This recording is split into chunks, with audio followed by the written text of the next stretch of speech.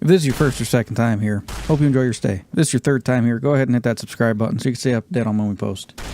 And if you'd like to support the channel a little bit more, we did open memberships. I'll toss more information about that at the end of the video. So let's get right into it here. Now, the NCR has abandoned plenty of outposts, but few with as much certainty as Fort Abandon. Originally named Fort Aradesh after the first president and founder of the NCR, Aradesh of Shady Sands, and because of that, it should have been a symbol of the NCR's expansion westward into the Mojave. But it was quietly erased from records, as its name change, well, showed it as abandoned. Now, the NCR claims the fort was no longer strategically important. As their borders moved further west, it was just easier to abandon the fort. But the truth may be a little darker than they claim. Some whispers of failed military experiments, others of old world projects, run amok. It's what really happened at Fort Abandon. Now, Fort Aradesh was a bastion for the early NCR. Because you have to remember, the NCR started as a single town, pretty much. Single town, maybe a couple of farms, Vault 15, which they were using for scrapping, and a couple outlying areas there. So, Fort Aradesh, well, was established as the first major expansion eastward for the NCR. It was meant to secure trade routes and keep settlers and smaller settlements safe from raiders. It was, of course, named after the first president and founder, President Aradesh of Shady Sands. His daughter, Tandy, went on to also be one of the presidents of the NCR. It was an important symbol for the NCR in the region, a show of their power, right? Located at a key checkpoint, it should have remained relevant long after the NCR moved further west. Instead, it was abruptly decommissioned for some unknown reason. Officially, the fort was abandoned when the NCR no longer needed it. But military records show that instead of gradually decommissioning the base, the force was evacuated almost overnight. High-ranking officers refused to speak on the subject, and reports from the last station troops there are missing from the NCR archives. Now, why would a strategically placed military fort named after the Republic's first leader and president be erased from history? Now, here's the first idea. Some people believe the NCR found pre-war tech buried beneath the fort. An energy source, an AI, a weapon system, mobile platform, who knows? Could have very well been similar to Helios in some way, shape, or form. And they may have thought this would have given them dominion over the Mojave if need be. Something to push back even the Legion, should they so need to use it. And if that project failed when they started playing with that tech, well, they might have decided to just sweep it all under the rug, leave it buried, and just walk away like nothing ever happened. Right? Like a child hiding their wet sheets under the bed, you know. Now, there is some evidence pointing toward this. Local scavengers report strange humming noises from deep underground in the area.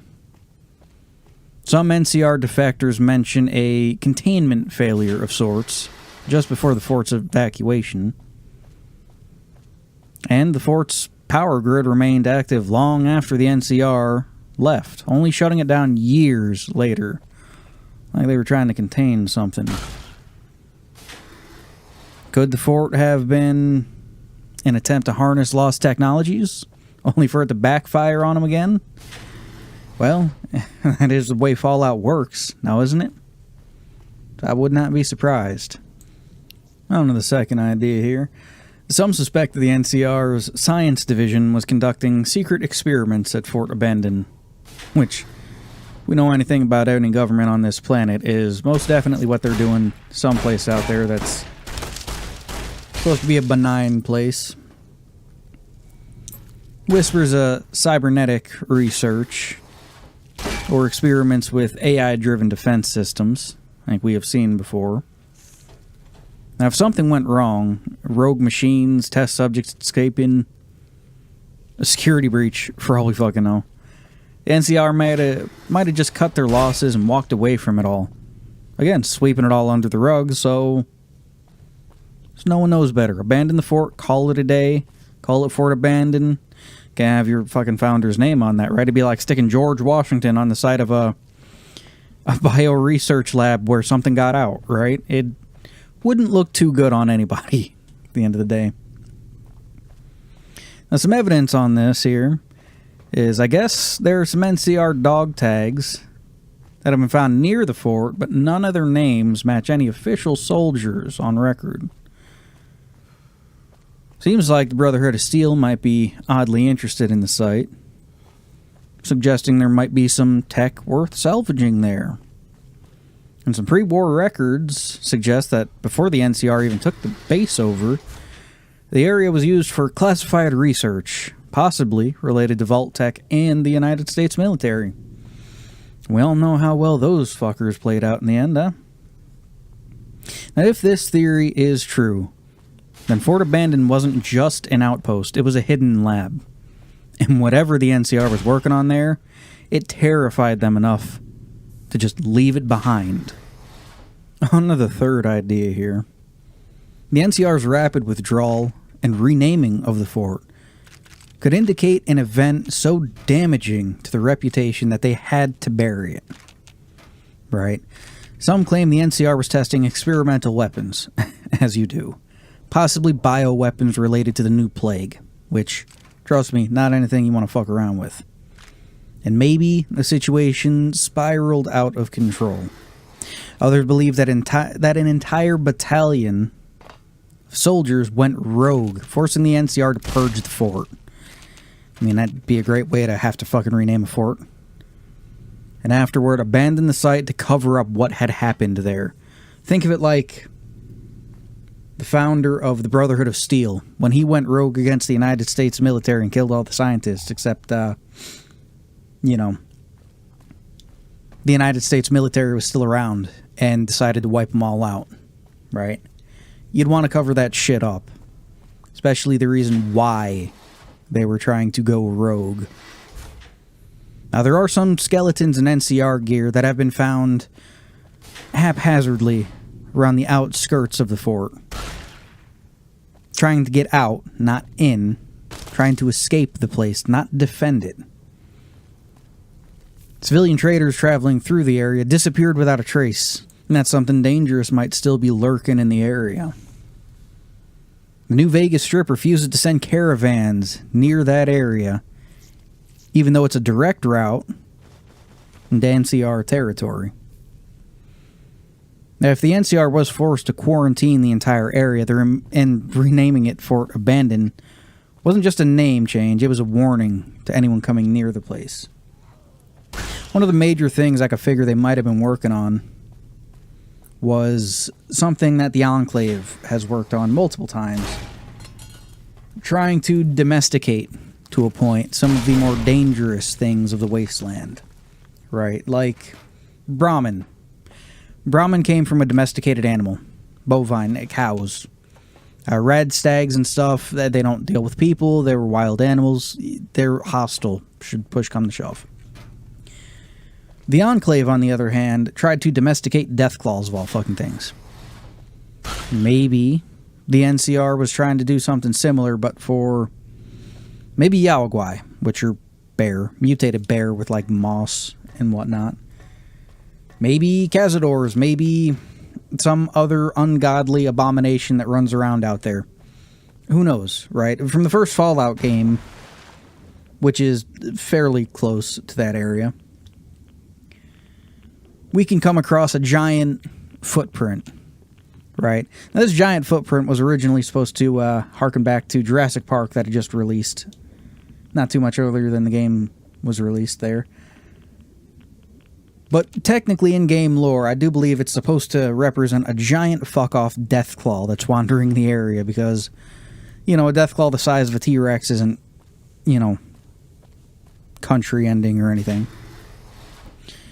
Maybe they were trying to do some such like that.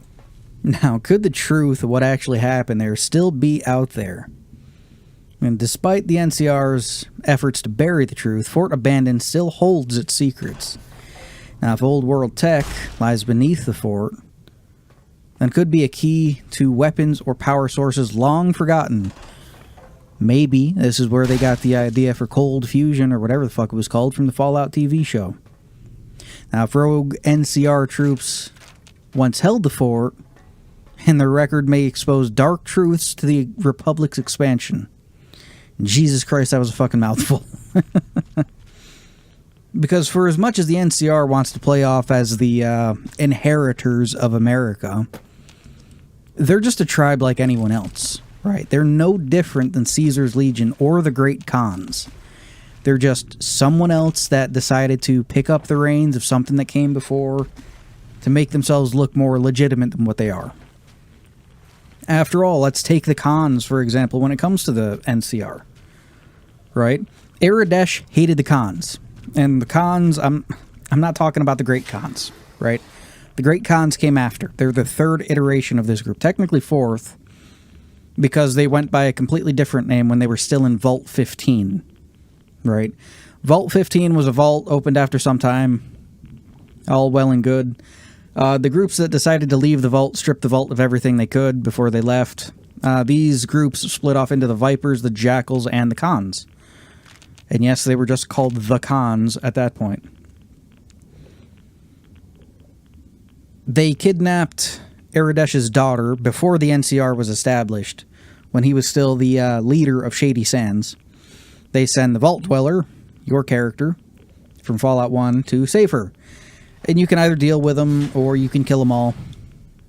Anyway, this sparks a lifelong hatred for the Khans. Later on, when Tandy, the daughter that was kidnapped, becomes president of the NCR and you meet her in Fallout 2, she has you go back to Vault 15 to collect some computer parts that the NCR needs, because it is the NCR by this point in time. When you get there, the squatters at the Squat, which is a small town built around the mouth of the vault, don't want to let you in. But push comes to shove, you get inside, you realize that the vault is now housing the remnants of the Khan group that you destroyed in the first game, and they are now called the New Khans. And much like the first game, you can either, diplomatically deal with shit, or you can just go in guns blazing. Well, you go in guns blazing, and you pretty much dismantle the New Khans. Remnants of this group flee and end up founding the Great Khans that you know of in Fallout New Vegas. And then, of course, what comes later, the Bitter Springs Massacre, and how it's pretty much supposed to be a parallel to the massacre at Wounded Knee, where when the Braves were away, the United States military went in and killed 300 civilians, mostly women and children, because the natives wouldn't give up their guns. So it's spoken of in the same type of disdain in-universe like that. So the NCR has pretty much had a murderous urge toward other tribes that they try to sweep under the rug because they feel like the other tribes are just more savage, like the Khans. So it shows that they're just as bloody with their expansion as the Legion is. And it would be demoralizing to a lot of folks to learn that. Moving back on to what I was talking about before, and if the NCR truly feared what they had uncovered at Fort Abandon, then whatever lies within that fort is something they never want anyone to find again, so they buried it deep. Which goes back to what I was just saying about keeping up appearances about their wonderful nation. So, did the NCR abandon Fort Abandon because it was useless, no longer needed, just another building that was needed on a front and then discarded as soon as they didn't need it anymore, much like ancient Rome would do? Or was there something more buried there that they were too afraid to deal with, contain, or fight? For now, the answer remains lost in the ruins of Fort Abandon. But one thing is certain, the NCR left something behind. and they don't want anyone to know what the fuck it is. Now, Fort Abandon is more than just another NCR outpost. It's a mystery waiting to be uncovered. Whether it was a failed experiment, a hidden research site, or something the NCR would just rather everyone forget about. Its erasure from history only makes it that much more intriguing to us, right? If we were to return to the Mojave in a future game, could Fort Abandon finally reveal its secrets to us? Or is it destined to remain just another lost chapter in the NCR's past? No idea, but I feel like it'd be pretty cool to see, you know? Hey, yeah, no, how's it going? Like I said in the beginning, I'd toss in the end here more about memberships and shit. Looking into it more back a while ago, and I've had more videos and stuff up that have tossed text at the end of, because they were already done. Figured I'd just toss some information at the end there. But I'll actually explain here. It's kind of like an internal Patreon. Pretty much you get bonuses for paying money, right? My 2 tiers, because you can set like 6 or 7 tiers for some fucking reason. My 2 tiers are basic, $5 and $10. $5 tier gets you 2 videos a month. Challenge run, and, well, a challenge run that's decided on by you guys, the members. And a theory video decided on either you guys, the members, or me, depending on what I want to talk about. Along with that, you get emojis and badges and what else? Names in the credits of videos for the $5 one. Voting perks. You get to vote on what specialized runs I'll be doing for the monthly members videos. For the $10 one, you get to propose the ideas for those videos, and I'll shout out your name here at the end of the videos during the credits and whatnot. Like, special thanks to Bill, the legendary courier, you know, that sort of thing. Just trying to toss random shit out there that I think people would enjoy, but doesn't detract from the normal channel itself, right? So I think one of each video there a month is fine. And then I've already tossed up the raw unedited footage for one of the runs I'm going to be editing down. I'm actually going to do that tomorrow, edit it into a video, and get it slated for Wednesday, so you guys will also get the unedited, like, raw full runs of my challenge runs. They're not long. This one right here was like a mod that makes every perk 1,000 times more potent, which was pretty cool. Just a little test to see how well the new setup works. Not used to recording while playing a game, so most of it's silence interjected with me talking. But if that's your thing, you know, cool. If it's not, completely understandable.